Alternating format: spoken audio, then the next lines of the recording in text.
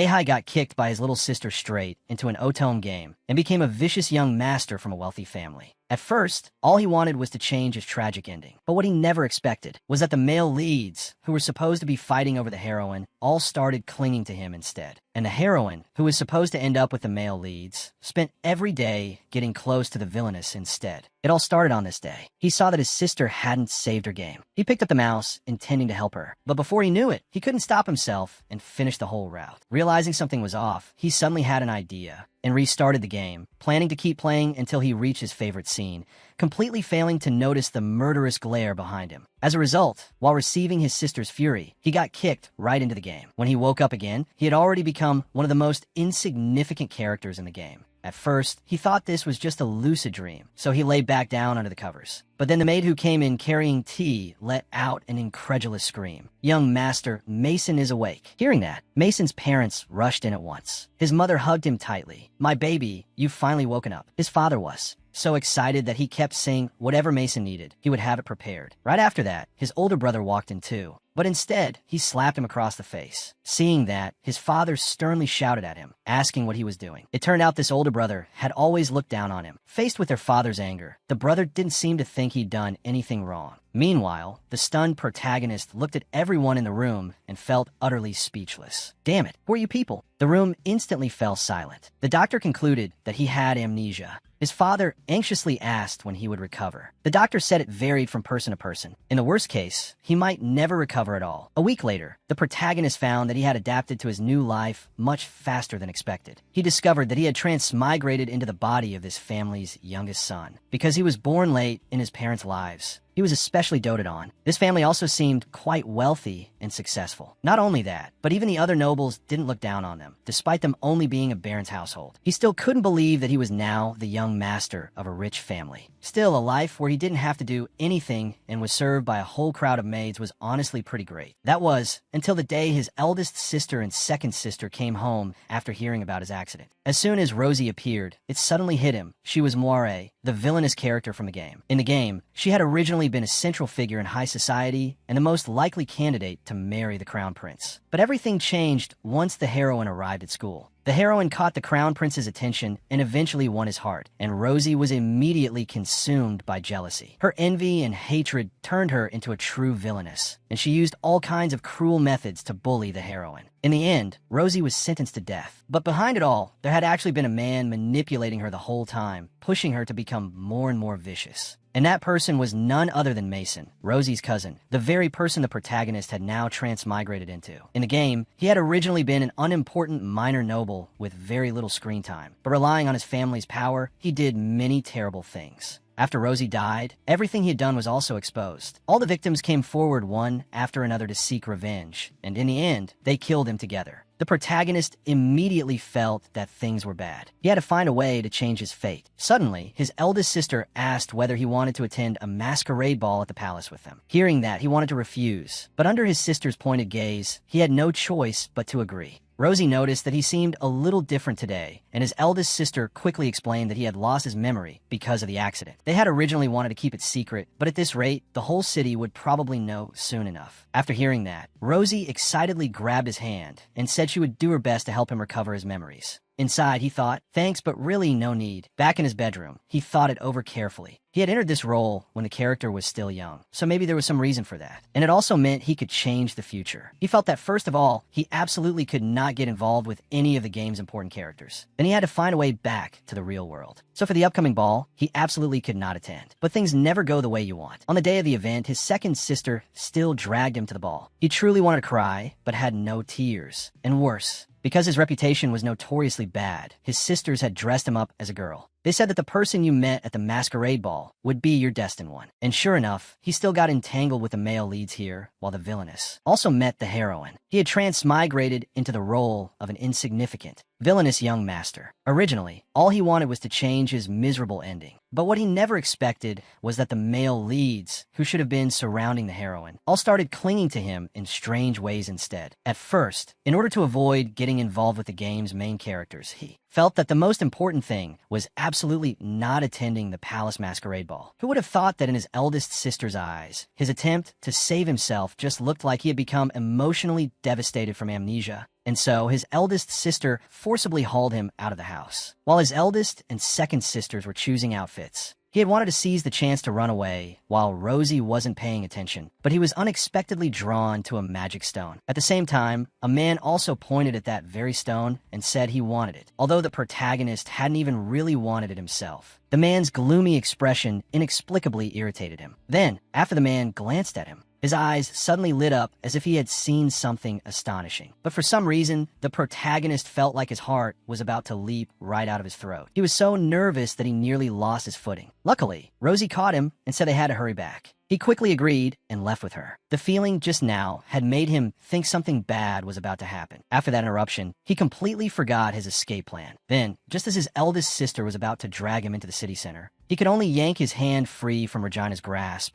and say that even though he had lost his memory, he could still tell everyone was avoiding him. Even with a mask on, people would recognize him. Going there would only make him obnoxious in everyone's eyes. But his eldest sister truly was terrifying. She actually brought him to the ball dressed as a girl. The bustling crowd of ladies immediately recognized his eldest sister, second sister, and Rosie, and the nameless protagonist was shoved right out of the group. Women were honestly terrifying, but even more terrifying was the fact that he had thought nothing would happen if he wore that outfit. Completely beyond his expectations, he, a man, ended up being chased by a whole group of men. Meanwhile, in the palace, Crown Prince Carl was on his way to the ballroom after being reminded by a servant. By chance, he overheard the servants below whispering that, supposedly, at a masquerade ball, you would meet your destined other half. Not only the current emperor, but even the former emperor had met their beloveds at masquerade balls under the guidance of fate. Hearing that, Carl found it interesting and silently put on his own mask. And by sheer coincidence, love arrived around the corner. The protagonist ran straight into the Crown Prince's arms, and he didn't even realize that his mask had already fallen off. Instead of saying anything, he was worried the other person might be hurt. Then, when he heard the men chasing him from behind call out, he was so startled that he sprang up and bolted. He left the Crown Prince standing there looking baffled. Clearly, though, the Crown Prince hadn't recognized who he was either. Still, that fallen mask naturally stirred something in the Crown Prince's heart. A moment later, the protagonist ran into the forest and finally shook those people off. Looking at his reflection in the water, he had to admit that after dressing as a girl, even he himself was stunned by how beautiful he looked. He just hadn't expected it to be that dramatic. But before he had even been clear-headed for a full minute, another person suddenly appeared out of nowhere. At first, he thought it was one of the men who had been chasing him, but clearly this person wasn't one of them. Without saying anything, he sat down not far away from him. This made the protagonist quite irritated. Still, he felt as though the person before him looked oddly familiar. Yet no matter how long he thought about it, he couldn't remember who it was until the man suddenly spoke. What? You don't recognize me anymore? Looking at the way he was dressed now, he found it hard to believe. Could it really be someone who knew him? Frightened, he hurriedly turned his head away and said the man must have mistaken him for someone else. He had never seen him before. The man paused for a moment. If you say you've never seen me, then I must have mistaken you for someone else.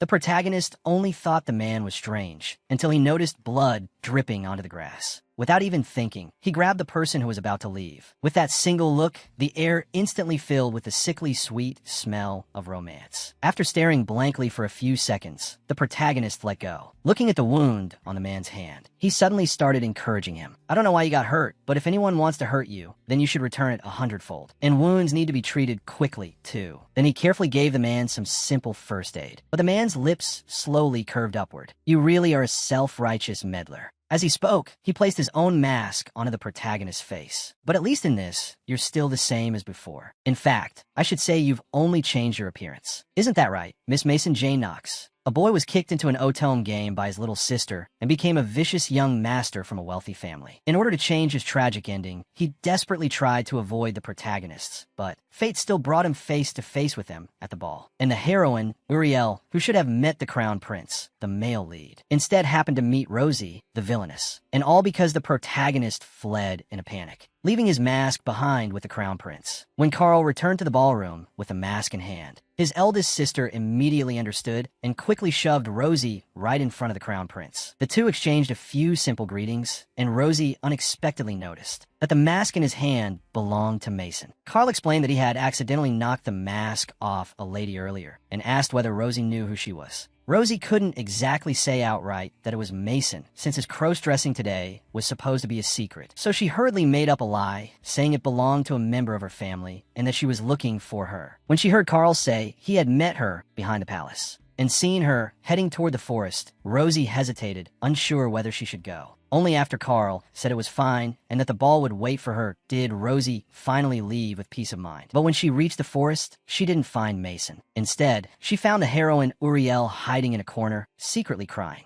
The people who were meant to meet would always meet eventually. After Rosie patiently comforted her, Uriel blushed, embarrassed. Rosie gently eased her nerves and introduced herself. Uriel had actually heard her name a long time ago, but this was the first time she had ever seen her in person. Seeing that she looked much better now, Rosie asked why she had been hiding here all alone. Uriel stammered nervously, saying that because she had been sickly since childhood, she had never been allowed to leave home. As a result, aside from her maids, she didn't have a single friend. When she heard about this ball, she had been very happy. She wanted to make some friends here. But when she arrived and saw the bustling crowd, she got scared. So she ran here instead. As she spoke, tears welled up in the corners of her eyes. Actually, I know this kind of behavior is silly. Rosie gently wiped away the tears at the corners of her eyes and smiled as she encouraged her, saying that wasn't true at all. The fact that she had dared to challenge herself and do something she had never done before already made her very brave. And it was precisely that courage that had allowed them to meet. As she spoke, she asked Uriel, "So, would you like to be friends with me?" Warmth filled Uriel's eyes. I would. The boy had transmigrated into an insignificant villainous young master in a game. In order to change his tragic ending, he had done everything he could to stay away from the protagonists, but fate kept making him encounter the male leads anyway. And not only that, the male leads all ended up becoming interested in him. Looking at the mask on his face, the protagonist still couldn't remember who that man was. The one with jet black hair and those especially lonely violet eyes. Suddenly, his thoughts were interrupted by a voice. Someone inside was saying his name. His eldest and second sisters were both there. A noblewoman who looked down on a baronial family like his eldest and second sisters stood in the middle of the hall, loudly spreading rumors about the explosion outside the city. Supposedly, it had been caused by magical overload from Mason Jane Knox, the youngest son of the Knox family. Normally, a child's magical awakening happened around the ages of 8 to 10, but the protagonist, now 13, still had not awakened any magic. The woman mocked him, saying that a baronial heir with no magical ability like him was a disgrace among nobles. As he listened to her words, he suddenly felt as though something were pressing down on his chest so hard he couldn't breathe. In an instant, the original owner's buried memories all flooded into his mind. Because he had never awakened magic, he had often been mocked by children his age who called him useless. Out of resentment, he constantly got into fights with people. Over time, even the adults found him distasteful and were just glad he wasn't their child. Even noble ladies, when chatting, would make sly jabs at his two sisters because of him. But he had never believed he couldn't do it. He only thought he was a little slower than others. Until one day, he personally overheard his family discussing whether they should tell him the truth, that he would never awaken magic. That sense of despair and betrayal made the original owner feel unbearable pain. The protagonist finally understood why the character later darkened little by little. At that moment in the hall, the eldest sister unceremoniously splashed red wine across the woman's body and warned her that if she dared gossip again, she would make her regret it. The second sister also stepped forward and reminded her that in order to borrow money, her own dear younger brother had mortgaged the entire estate. To this very baronial family she looked down on. If the debt wasn't repaid by the agreed deadline, then with interest added, her family's debt would become enormous. As she spoke, the second sister stepped forward and gave her a taste of her own medicine. "No matter what, I still hope things improve a little for you. After all, I'd quite like to see you again in the future. Of course, that's assuming you can still keep your title." Meanwhile, Rosie and the heroine Uriel had just returned from the woods. When they heard servants searching everywhere for her, Rosie was very happy to have met her and hoped they would get another chance to see each other. Looking at Rosie, her first friend, Uriel, despite being frightened, still gathered her courage and asked whether Rosie could write letters to her in the future. Rosie hadn't expected someone so timid to take the initiative like that. She was delighted that she and Uriel could exchange secret letters. From now on, this would be their little secret. After watching Uriel leave, Rosie finally remembered she was supposed to be looking for Mason. When she turned back, she saw the protagonist walking alone in silence. Delighted, she hurried after him, asking where he had been.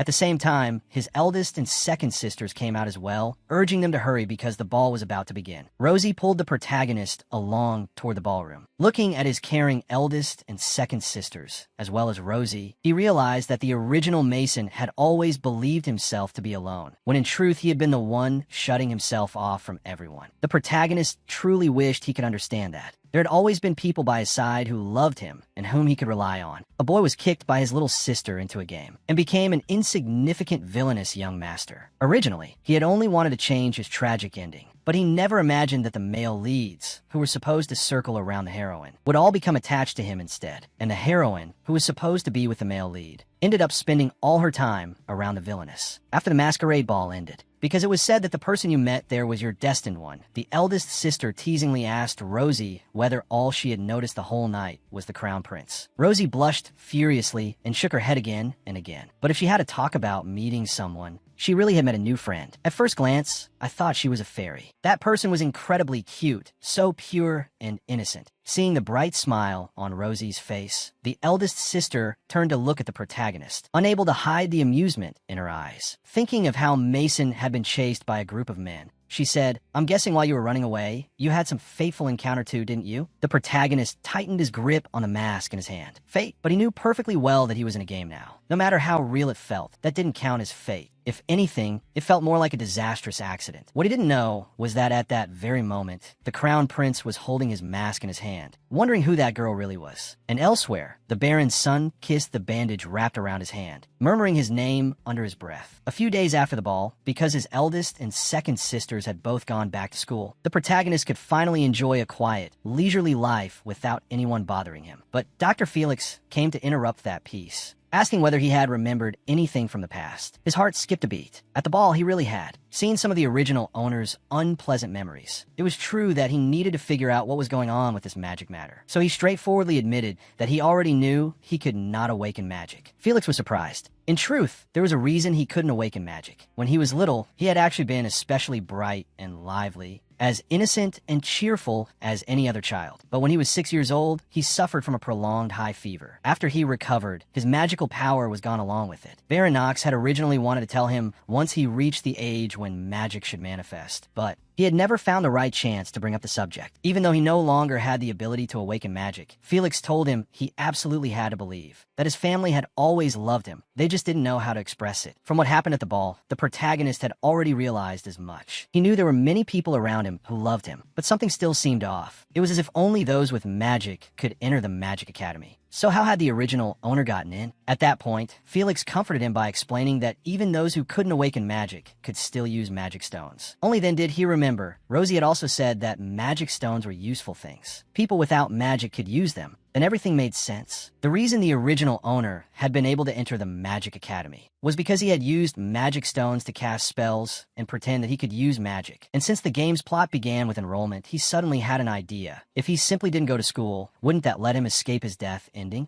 He couldn't help praising himself for being too smart. But then at that moment, an unwelcome guest, his older brother, walked in. It turned out he had deliberately come looking for Dr. Felix. Watching the two of them flaunt their closeness in front of him, the protagonist still found it hard to accept. Before leaving, his older brother sarcastically remarked that he belonged to the sort who lay in bed at home all day and didn't even know guests had come to see him. Damn it, how was that bad at expressing himself? He was obviously just a jerk. When he arrived at the reception room, he was wondering who it could be. All he wanted was not to get dragged into any trouble. But when he opened the door, the person inside was Rosie. As soon as she saw him come in, panic was written all over her face. "That's right, what should I do? You have to help me." He had transmigrated into an insignificant villainous young master in a game. He had wanted to stay far away from the protagonist's battlefield and change his tragic fate. But without realizing it, he had already made two male leads, who should have been revolving around the heroine, start falling for him. What he never expected, even more, was that the Crown Prince had actually recognized him in women's clothing and launched a direct attack. At first, he had been planning that as long as he didn't go to school, he could avoid seeing the male leads again. But Rosie anxiously came to find him, hoping he would help her with something. Originally, Mason had hoped not to get involved in any trouble at all. But what he never expected was that Rosie wanted him to accompany her to the palace to meet the Crown Prince, all because after the masquerade ball, she had received an invitation for afternoon tea from His Highness. But she had never been alone with the Crown Prince before. She was afraid that, out of nervousness, she might say something improper. And the Crown Prince was the male lead of this game. Mason absolutely did not want to get involved with him. So he tried to find an indirect excuse to refuse, comforting Rosie by saying that since they were already engaged, even if she said something strange, the other party would probably just find her cute. But he didn't expect Rosie to explain that she and the Crown Prince were not actually engaged yet. Their families had only discussed it before, but nothing had been decided. Mason truly couldn't think of any other reason to refuse. Thankfully, Rosie sensed that Mason wanted to decline. After all, she knew very well that he had never liked this sort of occasion. So she forced a smile and stopped trying to pressure him. Originally, Mason let out a sigh of relief, thinking he had successfully stood firm. But looking at Rosie's crestfallen expression, he suddenly thought of his little sister back in the real world. She had always clung to him too, begging him to take her out to play. If he refused, she would burst into tears, and every time her little face cried itself red with grievance. He would eventually give in. Rosie was his cousin in this world, after all. He couldn't bear to see her so disappointed. Besides, he figured it was just a simple visit. Surely nothing would happen. However, on the day of the appointment, when he and Rosie arrived at the palace, although he looked calm and composed on the outside, inwardly he was panicking like crazy. That was because at breakfast, when his parents heard he was going to the palace, the two of them were struck dumb. Afterward, the whole residence was thrown into chaos, preparing him to enter the palace. And they repeatedly warned him not to cause any trouble again. He had already planned that once he got there, he would just find a quiet corner and stay there. But after entering the room, he still couldn't help glancing at His Highness the Crown Prince. That dazzling aura really did suit a male lead. But he didn't recognize that this was the very person whose arms he had crashed into that day. Rosie introduced him as the cousin she had mentioned in her earlier letter. The moment she said that, the Crown Prince's pupils visibly trembled. He recognized at a glance that Mason was the girl from the ball that day. But on the surface, he kept his composure. Then he walked over to Mason, extended his hand, and said, "I'm very pleased to meet you, Mason." Completely unaware of anything, Mason politely offered his hand in return. But in the next second, the other party suddenly yanked him hard, and before he could react, he stumbled straight into the Crown Prince's arms. Before Mason had recovered his senses, he heard the Crown Prince's voice by his ear. "How strange. I feel like I've seen you somewhere before."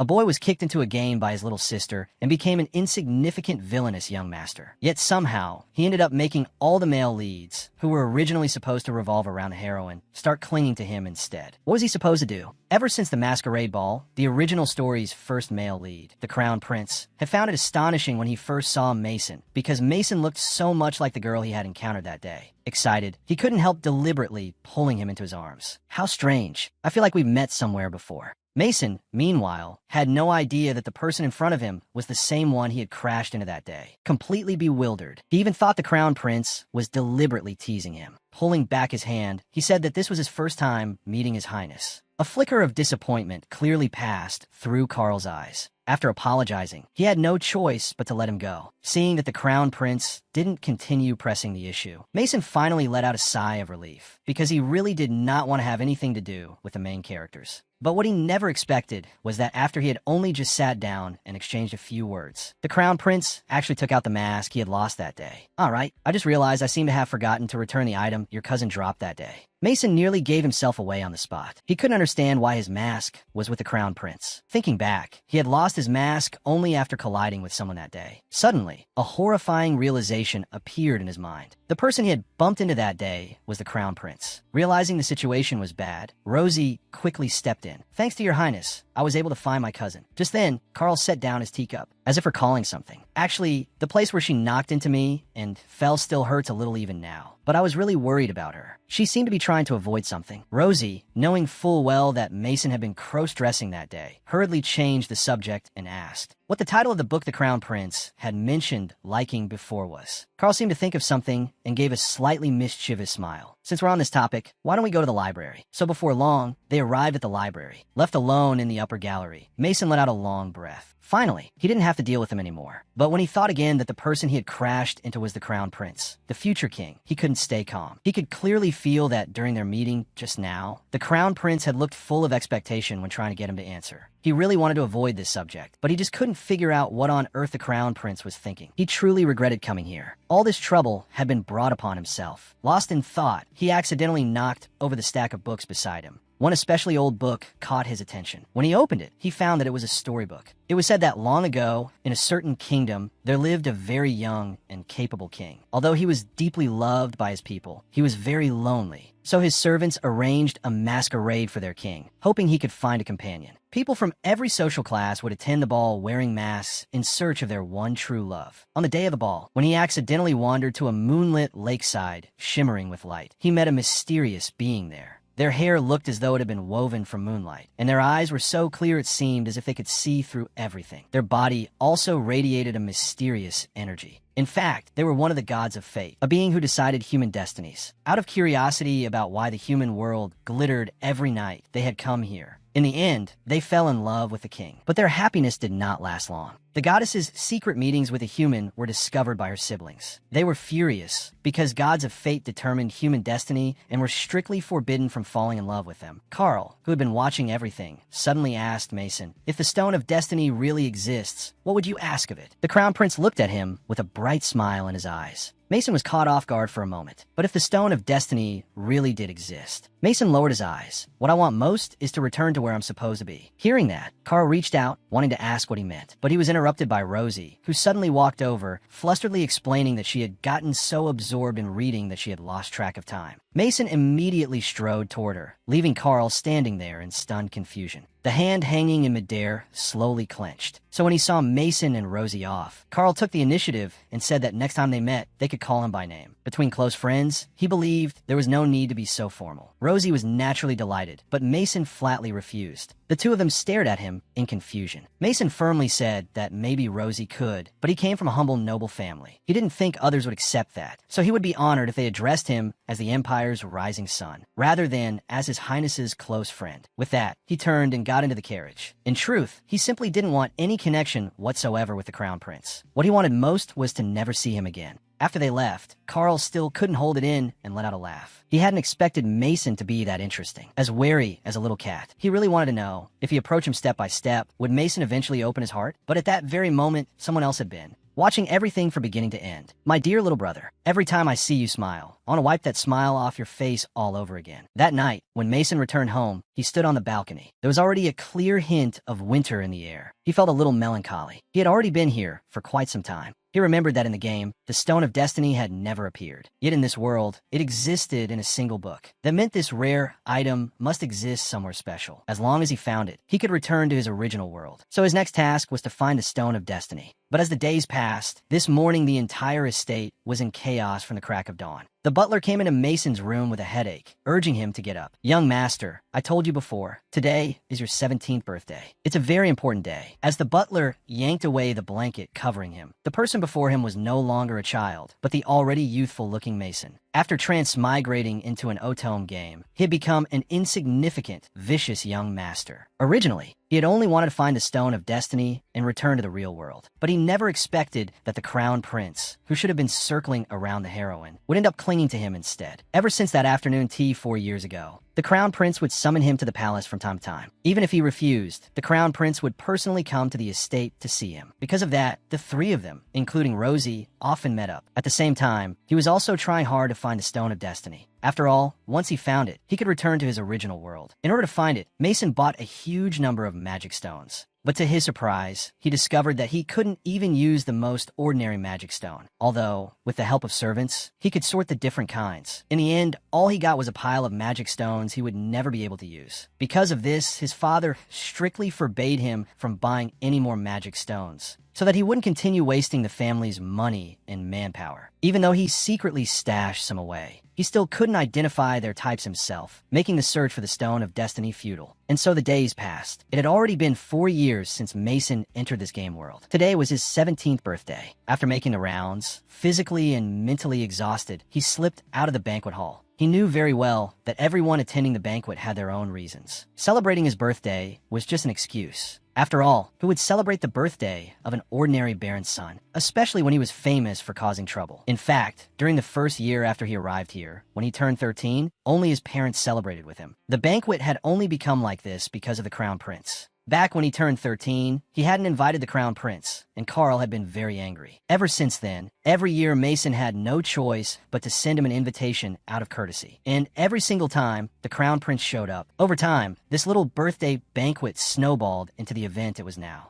Mason felt utterly drained. Not a single thing was going the way he wanted. He was honestly afraid he'd be trapped in this game until the day he died. Just as he was wallowing in his thoughts, the Crown Prince walked over and leaned in, concerned, wanting him to put down the wine in his hand. "You're still underage. What if you get drunk? After all, you're always so careless." Mason sneered inwardly. "I'm actually older than you, okay?" He impatiently shoved Carl away. "Adulthood is only a few months away. Please stop treating me like a child." Carl looked thoughtful, as if something had occurred to him. "True, you won't be a minor for much longer." Then Carl suddenly realized Mason was now old enough to attend the academy. He immediately invited him enthusiastically to join the same academy he and Rosie attended. But Mason refused outright. He had no intention of studying there. After all, he couldn't get into the academy at all because he had no magic. Carl said, "But 4 years ago, didn't you experience a magic overload once?" Mason explained that it had been a misunderstanding. He had only happened to get caught up in that incident. He wasn't the one who caused the magic overload. Hearing that, Carl looked disappointed. He hadn't expected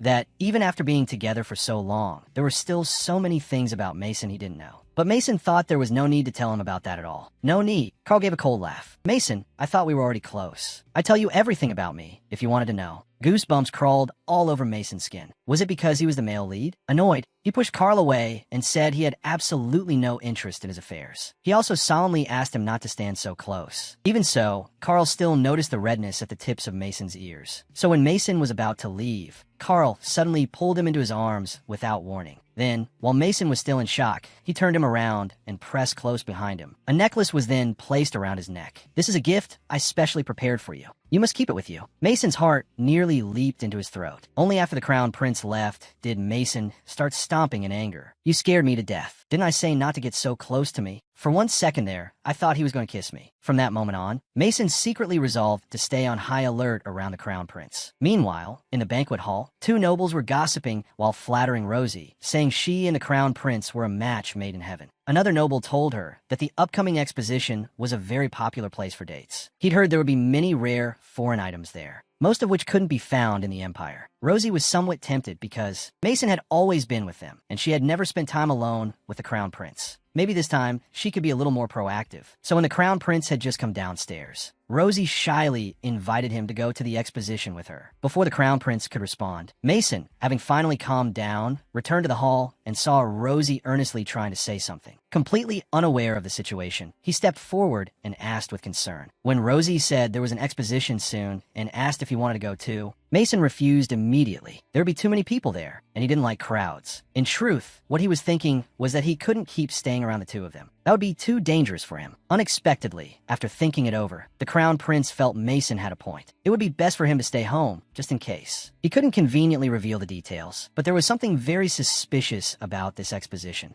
To avoid causing panic and chaos during the event, an investigation was currently being conducted in secret. After the banquet ended, Mason lay comfortably on his bed. At least another birthday had passed peacefully without any trouble. Then he heard a crow cawing outside the window. Ever since he'd transmigrated here, this little fellow had come unfailingly on each of his birthdays. Each time it left some mysterious gift. At first, it had only been wildflowers. The second year, he got the feet and claws of some demonic creature. After that, the gifts grew stranger with each passing year. Mason had even made some money by selling them off. Full of anticipation, he opened the gift box, only to discover that this time, it was empty. Although he didn't know who the crow's owner was, he was certain that person had to be a weirdo. What he didn't know was that the person was secretly watching him, holding a magic-infused necklace identical to the one Mason was wearing. Who would have thought the second male lead was such a black-bellied type, so domineering when jealous? After seeing the Crown Prince give Mason a necklace and Mason actually wear it, he became jealous, took back the necklace he had originally intended to give Mason, and crushed it in a fit of anger. All that was left for Mason was an empty box, leaving him stunned. "Crow, your owner is definitely a weirdo." Unbeknownst to him, someone behind the scenes was watching his every move. The next day, when Mason came downstairs for breakfast, he learned from Regina that the recent exposition was unsafe. A group of illegal traffickers had been smuggled in. These criminals ran a rather large organization. By infiltrating other countries, they had built up an extensive network. In fact, they were already selling illegal goods to local nobles, as well as illegally poached demon creature cubs as collectibles. Even worse, they had also attacked other races and abducted beast folk to sell as slaves. So until the matter was resolved, it was best not to go out. And even if one had to, one should never go alone. Mason thought of what the Crown Prince had said yesterday. That was probably what he had been referring to. It seemed that everyone was telling him not to go, which only made him more curious. So that very day, he went to the exposition anyway. But besides curiosity, there was another important reason. Next year, when he came of age, Eric would inherit the position of family head. At that point, not only would Mason lose his allowance, he also had no magic and no skills, so no one would hire him. That was why he had come to the exposition, hoping to sell his magic stones. But he hadn't expected to run into Regina there. Left with no choice, he put on a robe to disguise himself. By the time he had sold the stones, it was already evening. Only then did he suddenly remember that he had forgotten to appraise the magic stone he had with him. The one the Crown Prince had given him. He had no idea how much it might be worth. Originally, he had planned to find a place to get it appraised on the way home. But instead, he noticed several suspicious-looking people. Realizing something was wrong, he thought he'd better leave at once. But the moment he turned around, a burly, fierce-looking man was already standing in front of him. Soon after, Mason was taken straight to their underground hideout. Because Mason had such a pretty face, they had originally intended to sell him at a high price for others' pleasure. But Mason spat right in the man's face. As a result, he got beaten badly along the way, and was then carelessly thrown into a cell. At the same time, back at the palace, the Knight Commander reported that they had found the traffickers' hideout. The Crown Prince immediately ordered them to make the safe rescue of the imprisoned beast folk, and the poached demon creatures their top priority. However, if they found any nobles mixed in with the criminals at the scene, and those nobles resisted or fought back, they could be killed on the spot. Mason shook himself awake and sat up. Only then did he notice that in the pitch-black cell, a pair of wolf-like eyes was staring at him. When he looked closer, it turned out to be a person. Just as he was worrying over the wounds all over the man's body, the man suddenly lunged at him like a beast. At that critical moment, Mason noticed a dagger Regina had given him. Luckily, he had brought it, as long as he could grab the hilt and cut the ropes binding his hands. But before he could, the man was already right in front of him. The man pinned him against the wall, leaving him unable to move. After staring intently at his face for a few seconds, he suddenly licked at Mason's neck. Then he bit down directly, and even after that, he greedily sucked at the blood that flowed out. Mason tried to kick him away, seizing the chance, but the man merely lifted his head and looked at him with a teasing expression. Meanwhile, elsewhere in the underground hideout, a figure in black was secretly searching through something. Hearing the traffickers' voices, he immediately hid. The traffickers dumped all the items taken from Mason onto the table, including the magic necklace the Crown Prince had given him. A little while later, one of them came in and casually said that the boy had probably already been torn apart by the Beast Man. After the men left, the man in black finally stepped out. Looking at the necklace on the table, his eyes filled with fury. So this was the second male lead. There he was, the second male lead, and upon seeing the male lead again, he immediately pushed him against the wall. At that moment, the man in front of Mason was still looking at him with bloodthirsty eyes, as if he wanted to devour him alive. There was only one thing Mason could do. He pulled out the dagger, intending to kill the man the moment he came close. Only then could he escape. But unexpectedly, the man suddenly collapsed unconscious onto him. By the time the man woke again, Mason had already freed himself and was crouching in the corner with the dagger raised defensively. After a while, seeing that the man seemed calmer than before, Mason finally relaxed and slumped to the ground. The man noticed the wound on Mason's neck. Then Mason suddenly heard an apologetic voice by his ear, startling him badly. The man explained that he hadn't been fully conscious earlier and was very sorry for hurting Mason. It turned out he was a werewolf, and because that day happened to be the night of the full moon, he had lost control. Originally, he and his people had lived happily in a remote village. Cedric's greatest dream was to protect the rest of his tribe and become the next chief. But his younger sister, Shay, felt that the bloodline of the wolf ancestors was no longer so strong now. She longed to see the outside world. Cedric still insisted that they could not mix with humans. After all, humans still saw werewolves like them as dangerous. And because they were a rare species, they were always at risk of being targeted by slave traders. That day, as usual, he had gone into the forest to clear his head. It was the farthest place he was ever allowed to go. But when he returned, the village had already been attacked. Hearing his sister cry for help, Cedric charged forward without thinking, not noticing that someone behind him had already seized the chance to strike him from behind. Although he eventually unleashed his wolf nature to fight back, after being shot through the body, he still lost consciousness helplessly. After hearing everything, Mason asked where the others had gone. Cedric told him that most of them had been taken elsewhere on the way, though fortunately some of his tribe had ended up here with him. At first, he had only wanted to fight back and protect them. Then those people locked him up and tortured him. And while they were talking right now, the kidnappers had probably already sold his people off as slaves. Hearing that, Mason stood up. They had to get out of there as quickly as possible and then seek help from outside. But how were they supposed to get out? The door was locked from the outside. Cedric told him there was an opening in the ceiling. Maybe they could get out that way. So in the end, Mason stood on Cedric's shoulders and successfully climbed up. Before leaving, he promised Cedric that he would definitely come back to rescue him. After getting out of the cell, Mason anxiously searched for a way out. But instead, he accidentally discovered the imprisoned beast folk and those young demon creatures. Below, two traffickers were still discussing where to start with the sales. Mason's disgust toward them welled up in his heart. Suddenly, a large hand covered his mouth and nose and pulled him backward. The two traffickers who heard the noise looked over, but there was nothing there. In the end, they assumed it was just a sound made by the imprisoned beast folk. At that moment, Mason was being held against the wall, his mouth covered by the second male lead. Only after the two men left did he let Mason go. Mason quickly retreated a few steps and asked warily who he was and why he was helping him. The other man said nothing, but his gaze fell on a bite mark at Mason's neck. His expression darkened at once. "What are you doing here? Hasn't anyone ever told you not to sneak around dangerous places?" Mason froze in confusion, completely unable to understand what the man was thinking. Then the man slowly stepped closer and backed Mason against the wall. "It seems you still haven't listened to other people's advice. Look what happened when you came here. You even got bitten by a wild dog." The second male lead had finally made his move. "Don't worry. What I've always wanted is only you." The scene before them was one of forceful intimacy. Seeing the bite mark on the male lead's neck, the second male lead, Duke, was both worried and angry. This is what happens when you don't behave. "Look, you got bitten by a dog." The pressure of his fingertips made Mason very uncomfortable. Furious, he shoved him away. "Who exactly are you? Why are you talking about me as if you know everything about me?" A trace of amusement flashed through Duke's eyes. "Let's talk about that later. Right now, other than me, no one can help you get out of here." Mason had no idea what he meant. Just then, the voices of the knights could be heard. Only then did Mason realize that this was the same place Regina had mentioned that morning. Duke told Mason that even with the night order here, things would not be so easy to resolve. Mason pressed his lips together. "Then how am I supposed to trust you? The fact that you know who I am is suspicious enough. For all I know, you may have ulterior motives." Duke smiled faintly. "So you're not stupid after all. Fine, I'll help you leave this place. But in exchange, I want you to do me a favor." "How about it? Isn't that simpler than you imagined?" Before Mason could think further, the whole building began to shake. It turned out Regina had led the knights in and successfully captured one of the traffickers. But while they were speaking, the trafficker hurled an explosive magic stone. Duke frowned. "Looks like someone detonated a bomb. They must be trying to destroy the evidence. We'd better leave before the building collapses. As for those imprisoned beast folk, if they're lucky, the knights will save them. Otherwise, they can only wait to be crushed to death." Thinking of Cedric's hopeful eyes before he left, Mason, even though he still had no idea how he could possibly help Duke, had no choice but to agree to his condition. At the same time, Regina cast a protective spell, which shielded them from the blast of the explosive magic stone. She ordered the knights to complete all rescue operations before the building collapsed. Not long after, the imprisoned beast folk were already being rescued by Duke and Mason. Regina found it suspicious. Even the explosion didn't explain how all the beast folk had managed to break out of their cages at once.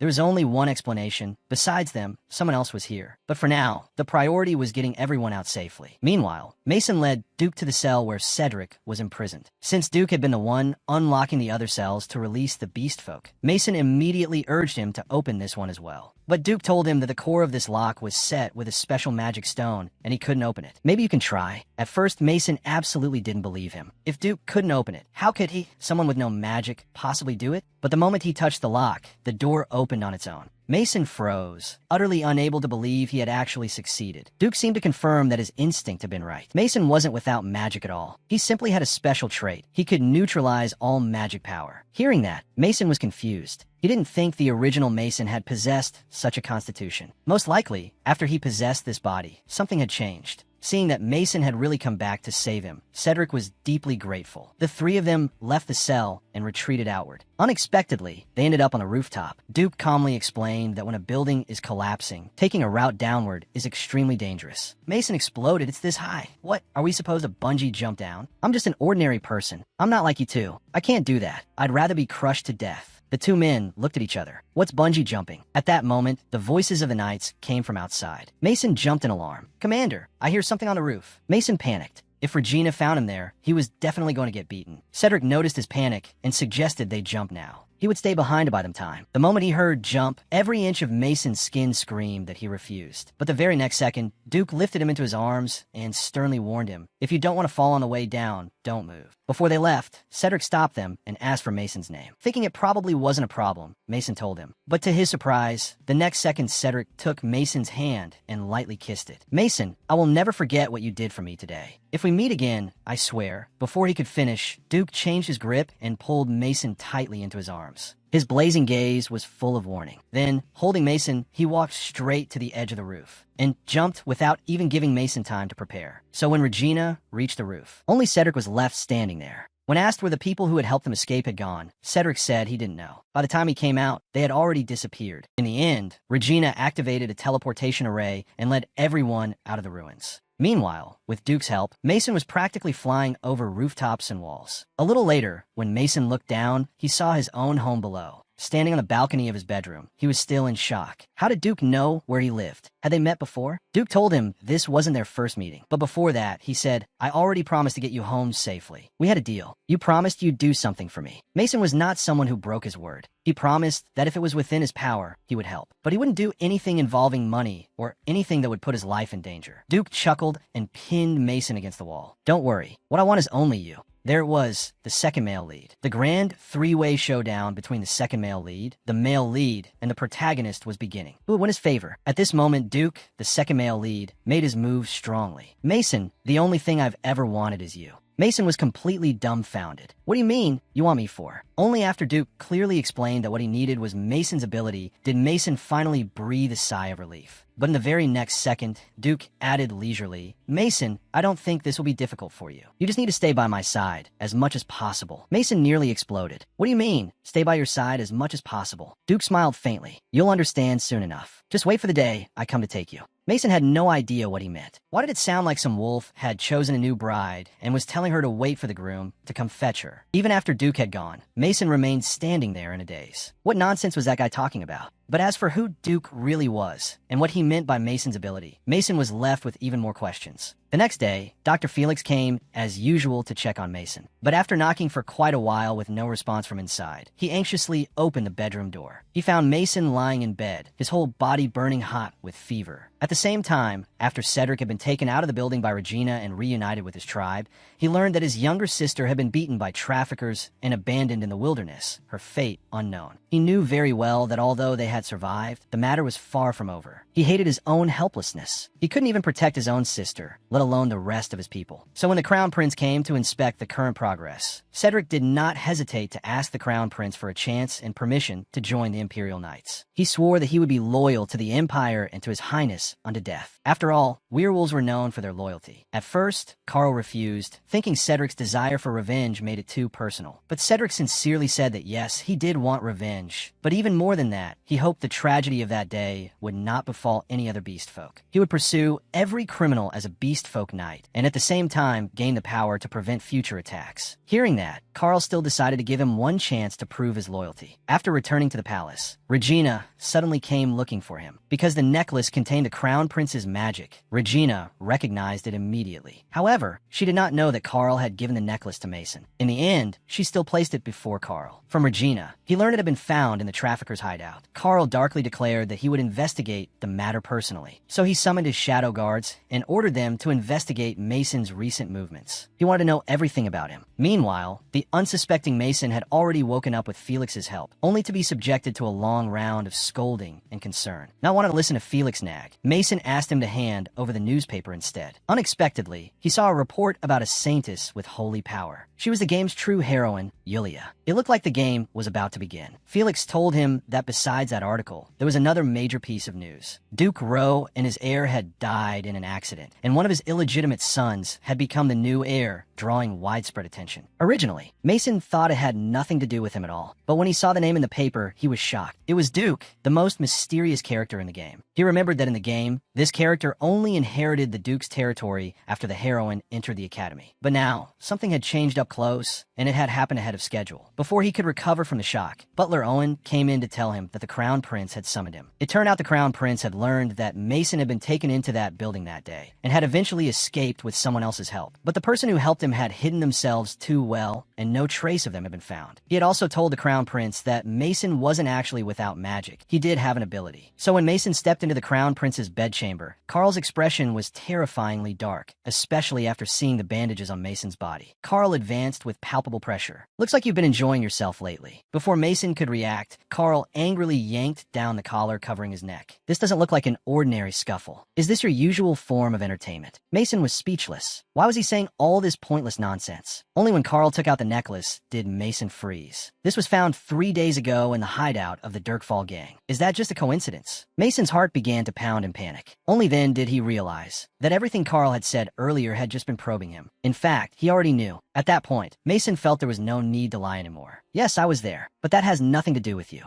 And I don't think I should have been treated so roughly just now." At that, Carl grew even angrier. "That place was dangerous. I was worried about you." Mason got angry too. He didn't think Carl was worried about him at all. He was obsessed. Otherwise, why would he befriend someone like him, the fallen son of a baron's family? But he didn't want to talk about any of that now. With that, Mason turned to leave, but Carl grabbed him hard once more. No matter how angrily Mason told him to let go, Carl didn't move an inch. And just as the two were struggling, the doors slowly opened from outside. He already made himself very clear. You should let him go. A full three-way confrontation had begun. Duke forcefully pulled the male lead over to his side. "He's mine." Mason was stunned. What the hell? Naturally, he did not recognize that the person before him was the black-clad man who had helped him escape from the trafficker's hideout. Only when Duke's gentle voice reached his ear did he say, "Didn't I tell you I'd come to take you soon?" Mason practically lost his memory on the spot. But before he could speak, Carl was already furious. "Duke, what are you doing? This is rude. I suggest you let him go right now." But Duke didn't move at all. The possessiveness in his eyes was utterly undisguised. "How I treat him isn't important. What matters is that he belongs to me." Carl was furious and could only turn to ask Mason if it was true. Caught off guard, Mason felt completely unsettled. Seeing that, Duke stroked a wound at Mason's neck and said, "I think this already explains it. So from now on, I'll handle everything related to him. You only need to inform me. There's no need to summon him into the palace anymore. From now on, anything involving Mason is my concern." With that, he took Mason and left the Crown Prince's chambers. Carl could only watch helplessly as Mason was taken away, fury surging from his eyes. Why did it have to be him? I can't let him take Mason away. I have to get Mason away from there. The sound of knuckles cracking echoed in the air. He remembered what Mason had said just now, that he wasn't worried, but obsessed. Carl himself didn't know why, but he simply could not tolerate Mason being with someone else. Nor could he tolerate Mason keeping other secrets from him. And the fact that Mason didn't care about his feelings at all made him furious. But then he realized this feeling didn't seem to be obsession. Only then did it hit him that perhaps he had fallen in love with Mason. Not long after they walked out, Mason angrily shook Duke off and asked if he was really the man from that incident. Duke stayed perfectly calm. "If you don't believe me, I can hold you in my arms again. I don't mind if we try one more time." Mason was furious, so it really was him. He had actually gotten involved with someone he never should have mixed with. "Maybe I can change your mind. I don't know why you'd want me, but I'm more useless than you think." But in the face of Mason's self-mockery, Duke didn't care at all. "You don't have to do anything. You just have to stay by my side, and I'll provide you with a comfortable place to live, good treatment, and plenty of money to spend. The conditions are far better than what you have now, so stop complaining." Although Mason thought that did sound pretty good, the problem was that this man was impossible. After all, he was also one of the protagonists in the game. If he stayed by his side, he had no idea when he might lose his life. Seeing Mason say nothing, Duke smiled in amusement. "Fine, I won't force you, but if you don't keep your promise, you'll have to pay the price." The boy who was kicked into an Otome game by his younger sister only wanted to stay far away from the protagonists. But instead, the male leads who were originally supposed to revolve around the heroine all began clinging to him. Ever since Duke's warning, Mason knew he'd better keep his promise. Otherwise, he'd have to pay the proper price. Mason lived every day in fear, always afraid Duke would come looking for him. As for the Crown Prince, after that huge fight with Mason, and after unexpectedly realizing his feelings for him, the two of them never contacted each other again. At first, Mason felt a little guilty. Maybe he'd been too harsh on Carl, but when he thought of his miserable fate in the game, he still did his best to comfort himself, telling himself he had done something truly great. Meanwhile, Eric had received the title of Baron and control of the Knox family. Mason knew very well that from now on he could never do whatever he wanted again. While worrying about his future, Eric came to find him, saying there was something he wanted to discuss in private. Mason had just sat down when Eric suddenly tossed a letter from Duke to Mason onto the table. "I don't know how you ended up getting acquainted with Duke,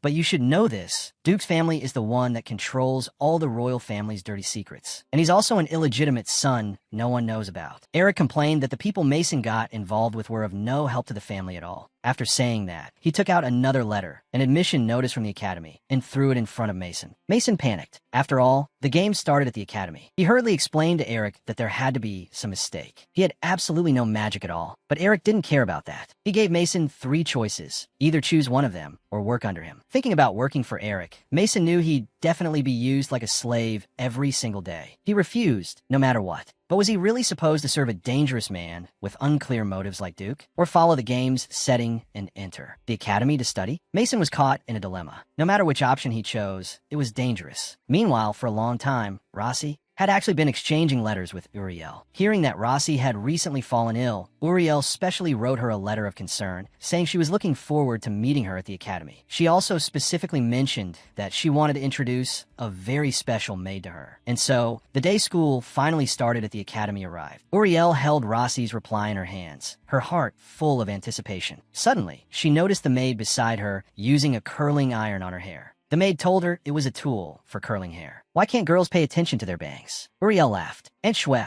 you're always so interesting. Yes, she was the very same younger sister from the real world who had kicked Mason into this Otone game. This was bad. The original male lead and female lead of the game had met, and the villainess was there too. Mason panicked. Wasn't this basically the moment his death flag drew near? But why did the plot feel a little off? Why had the heroine thrown herself into the villainess's arms? Wasn't she supposed to throw herself into the crown Prince Male Lead's arms? At first, when Mason had to choose between going to the Magic Academy or going to Duke's side, he had been torn. No matter which choice he made, it would be dangerous. But compared to staying every second beside a dangerous man with unclear motives, never knowing when he might die, he had no choice but to come to the Magic Academy, the place where the game began. After all, this was the only plotline he knew. At the freshman entrance ceremony, Mason made up his mind. Since he had no choice but to come here, as long as he kept a clear head, maybe he could survive. Aside from avoiding drawing attention as much as possible, he figured that once the academy discovered he had no magic, he would be expelled. At that point, he'd take the money he had saved and flee this place. But before he could even think that far, he was almost scared to death by the cheers and screams. It turned out the Crown Prince was giving a speech as student council president. No wonder the girls below were screaming their heads off, looking at the Radiant Man on stage. Maybe it was because he was the male lead of this game, but Mason had to admit that he really was the most handsome man in this world. If they hadn't grown up together, with Carl always around him, then if this had been his first time seeing him, even he would have been stunned. At that moment, Carl on stage noticed Mason below, but awkwardly turned his head away and refused to look at him. After it ended, Rossi held a bouquet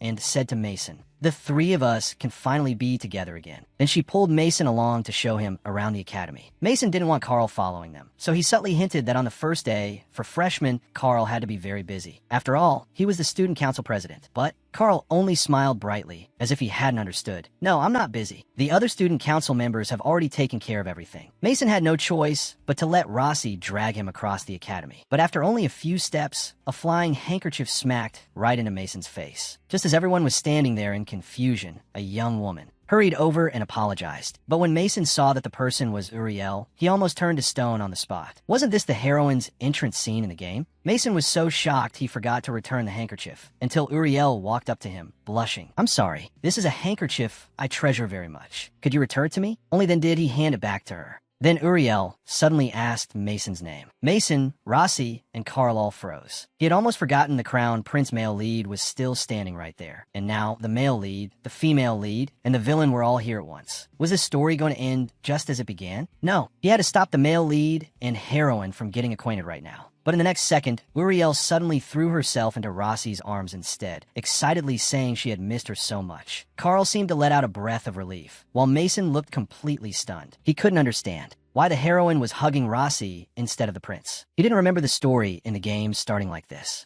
Rossi, how do you know the heroine? I mean, do you know her? Only then did Uriel reluctantly let go. She gave Mason a curtsy, apologized for her rudeness, and briefly introduced herself. Mason felt awkward, but as soon as he introduced himself, Uriel excitedly grabbed his hand. "So you're Mason. Rossi has told me so much about you. I was in such a panic just now. I didn't expect you and Miss Rossi to really look so alike." Uriel's lively personality left Mason completely baffled. He didn't remember the Uriel in the game being like this. Just as Uriel kept chattering on and on, still about to say more, Carl walked over, unable to stay calm. You must be the lady who possesses the power of the Saintess. It's a pleasure to see you at the academy. The black-bellied Duke was about to punish the male lead. He had secretly sent people to investigate Mason. Mason had run away from his side and entered the Magic Academy, although he found Mason's protest rather cute. A broken promise was still a broken promise, and he would have to pay the price. Mason had originally thought that as long as he didn't attract attention and quietly waited for the academy to discover he had no magic and expel him, then he could take his savings and flee. But he hadn't expected that on his very first day. Ever since Uriel met him, she had happily sat beside him. With the heroine's halo, Mason became the center of everyone's attention again, added to the terrible reputation he already had. Mason felt horribly uncomfortable under all those eyes. After thinking about it, he took the initiative to speak. Uriel, don't you feel uncomfortable sitting here? Maybe you should sit somewhere else. Look, there are lots of empty seats over there. But Uriel seemed not to catch his meaning at all. No, I'm fine.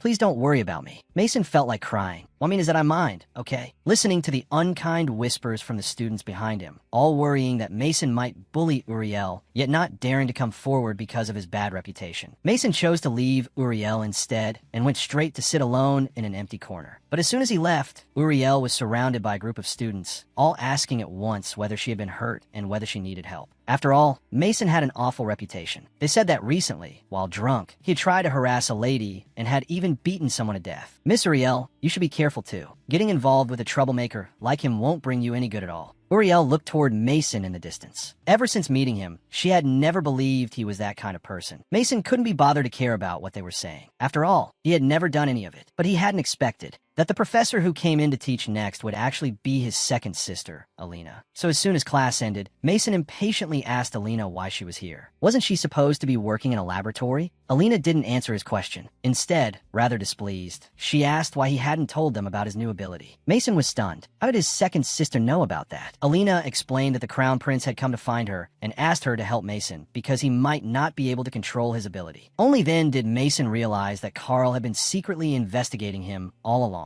He even suspected that a large part of the reason he had received the academy admission notice was because of Carl. After a pause, Alina took off her glasses in disappointment. Honestly, the worst part is that I had to hear from someone else that you had developed a new ability. Mason explained that he hadn't meant to hide it from her. He had only discovered the ability not long ago, and it wasn't anything special, so he hadn't mentioned it. Alina affectionately handed him a small pouch. Whether your ability is special or not doesn't matter. I just want you to know that you can rely on me, because we're family. Meanwhile, back at the ducal residence, Duke was staring with amused interest at letter after letter from the academy about Mason spread across the table. So that's where you went after running away from me. Such a childish little protest is rather cute. But you have no idea you've fallen into that bastard's trap. No matter what, Mason, you'll have to pay the price for breaking your word and running away from me. The noble young master got drunk, and in his dazed state, one of the male leads took advantage of him. A week after Mason entered the academy, aside from those irritating stares always following him around, everything in the plot had been progressing smoothly. But those rumors people were spreading, if it had been the original owner of this body, maybe he really would have done such things. But as for him, to avoid unnecessary trouble, there was no way he'd gamble like that. So where exactly had those rumors come from? As he was thinking, 3 male students stopped him and dragged him into a corner, saying they wanted to have a proper talk with him. Mason had completely forgotten who they were until the one in front sneered that they were old friends. He also said that no matter how hard Mason tried to turn over a new leaf, in the end it would all become worthless because of what came out of his mouth. Only then did Mason remember that these were the punks from the original owner's memories, the ones who used to mock him for having no magic. So they had spread those rumors in retaliation for what he had done before. Mason couldn't help laughing out loud, mocking them for the fact that their best method of revenge was to use baseless rumors that didn't even exist. That's why you got kicked in the ass back then, remember? Because you couldn't keep your mouth shut. Hearing that, the boy's face twisted with rage. He grabbed Mason by the collar and was about to swing at him. Luckily, when Mason was forcibly dragged away by them, Uriel happened to see it. Hearing that someone was coming over with a professor, the boys had no choice but to let Mason go for the moment and leave. After they left, Uriel finally came out and asked in concern whether he was all right. At first, Mason thanked her and hoped she would stay away from him to avoid getting dragged into trouble. But Uriel, sincerely said that she didn't think Mason was the kind of bad person they claimed he was. Uriel came up with an idea. At the freshmen's gathering, she could help clear up all the rumors about him. Then they wouldn't bully him anymore. She even said she would do her best to help him. Seeing how concerned Uriel looked, Mason reluctantly went to attend the freshmen's party that night. But surrounded by all those hostile stares, and with Uriel unable to leave her seat at all, he thought he should just leave. Then suddenly, the male student hosting the gathering somehow appeared beside him and suggested they play a drinking game to break the awkward mood. The first round was to say the name of the person you liked. But if you didn't have one, or didn't want to say, then you have to drink. As he said that, he pointed at a girl sitting opposite them. In front of all the new students, she was being forced to say the name of the person she liked. The girl held her cup tightly, completely a loss. Everyone's eyes were on her, and she looked so pressured she was about to cry. Playing the hero, Mason stood up, took the cup from the person beside him, and helped the girl out. So when Crown Prince Carl arrived, Mason was already arm in arm with the male students, drinking enthusiastically. Uriel had also drunk too much and was clinging to Rossi, refusing to let go. Looking at the cheerful flush on Mason's face and the way he was smiling so happily, Rossi said, she really hadn't seen him smile that happily in a long time. Is that so? Prince Carl said nothing, but stared fixedly at Mason. Before long, Mason couldn't hold his liquor anymore and collapsed from drinking too much. One of the male students was still about to pour him another drink. Carl walked over, unable to remain calm, and asked with a faint smile, "What exactly are you doing?" Hearing his voice, Mason groggily woke up. Carl called to him with concern, telling him to get up and saying he would take him back to the dormitory. But Mason refused, saying he could go back on his own and didn't need Carl to interfere. Before leaving, he repeatedly warned Carl not to follow him and not to have anyone investigate him anymore. Otherwise, he would never forgive him. Watching Mason walk away alone, Carl gave a helpless cold laugh. Forgive? Who exactly is forgiving whom? At that moment, Uriel asked worriedly, "Are you really going to let him go back by himself? I'm worried those people will bully him again." Over here, Mason staggered back toward the dormitory. Before long, his vision blurred and he could barely make out the people in front of him. Unfortunately, he ran into those same male students who had bullied him at noon. Seizing the opportunity, they tried to take revenge on Mason again. But Mason couldn't see who was in front of him at all, and in the end, it was easy for one of them to push him down onto the ground. Seeing how drunk Mason was, one of the boys suddenly became interested. He pinched Mason's chin and revealed an evil, amused smile. Luckily, someone suddenly walked over. When they saw who it was, the boys were too frightened to stir again. Then, still in a daze, Mason was thrown onto a large bed. Someone was sitting beside it. Feeling miserable, he tossed and turned, wanting water. But in the end, something was pressed to his lips instead. He opened his eyes hazily, but couldn't see clearly who the person in front of him was. He only felt a pair of cold hands touching him. Crown Prince Carl took the initiative to seek Mason out. He even wanted to talk to him alone. Could it be that the person who took Mason back last night was him? The next morning, Mason's eyes flew open. With the hazy memories of the previous night still lingering, he gasped in disbelief. He had never expected to dream that kind of dream. After all, in the real world, he was already in his 30s. Then he saw the large and small bite marks on his legs. He froze. He hurried to the mirror, and what he saw there forced him to admit it. Last night had not been a dream. But as for who that person had been, the infuriating part was that he truly couldn't remember at all. While he was agonizing over it, Uriel suddenly leaned in front of him. "Mason, what's wrong? I've called you several times, and you didn't hear me." Mason was so startled that he quickly covered his neck, afraid the marks there would be seen, and awkwardly said it was nothing. But his embarrassed expression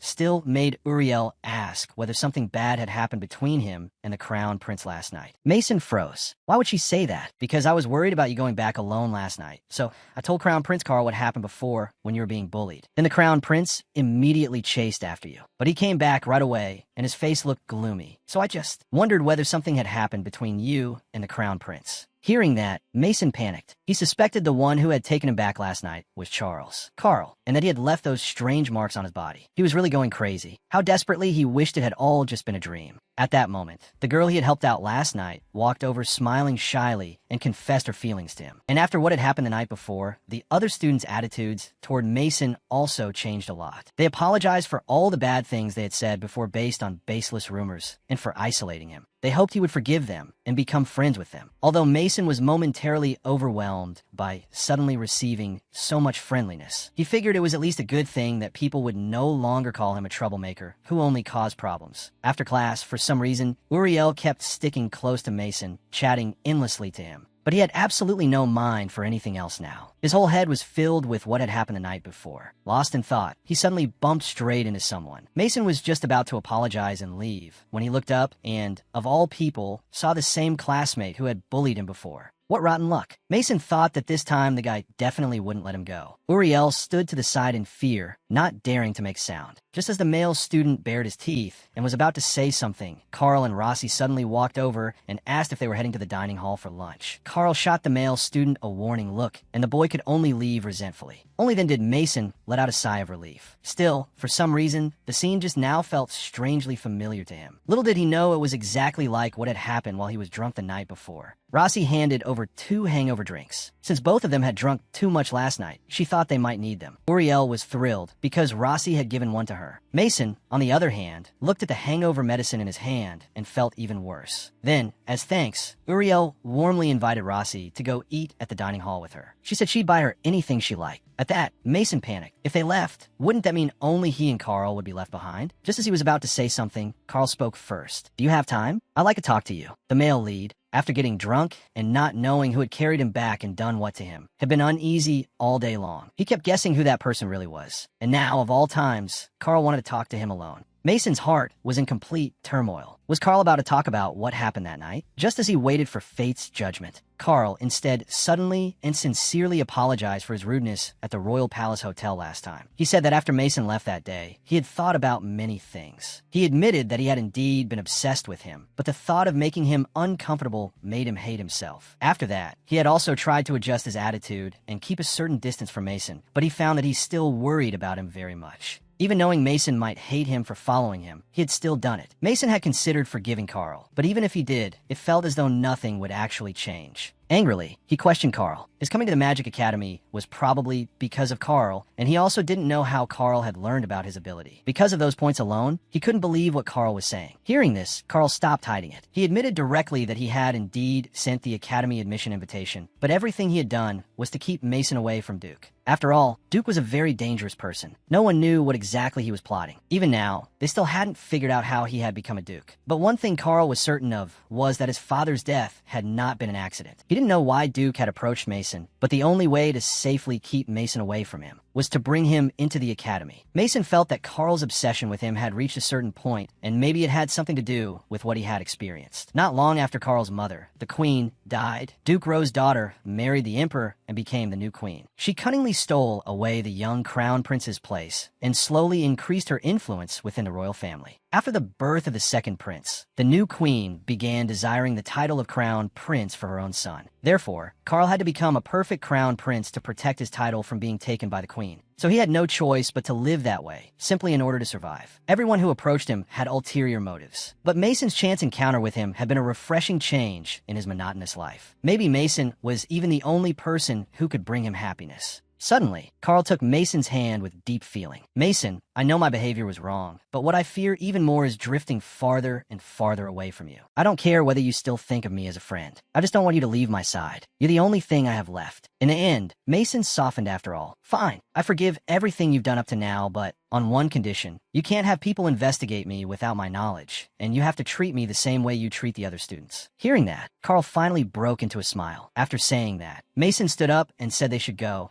since the lunch break was almost over. But before he had taken even one step, Carl suddenly said, "By the way, about last night." Mason was scared out of his wits. "Last night? What about last night?" Carl's expression clearly turned awkward for a moment. Then a faint blush appeared on his face. Actually, it was nothing. Mason was even more alarmed. What kind of reaction was that supposed to be? But just as they separated and headed toward the classroom, Mason was suddenly grabbed by a large hand. "Long time no see, Mason. Did you enjoy running away?" He was here, the dark and scheming Grand Duke. With the possessive crown prince and the jealous Duke both sticking close to him every step of the way, what was he supposed to do? Mason had just parted from Carl, but after only a few steps, Duke hooked him back with one arm. "Did you have fun with your little runaway game? What was he here for?" Mason looked confused, but before he could speak, Duke said with interest, "Didn't I tell you that if you broke our agreement, you'd be punished? It seems you've already prepared yourself for that." "What? Wait.